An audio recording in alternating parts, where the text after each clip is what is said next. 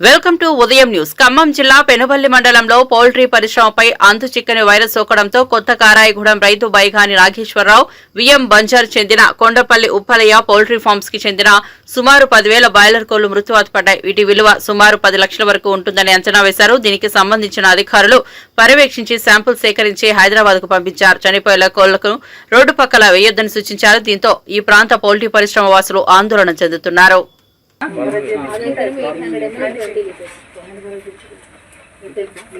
మరి అది మొత్తం ఊకేసి కాల్ చేసిన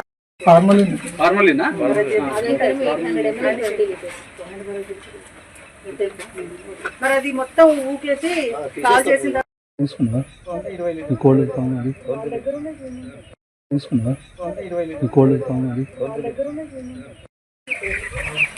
ఇప్పుడు లేటెస్ట్ చనిపోయిన ఏమైనా ఉన్నాయమ్మా?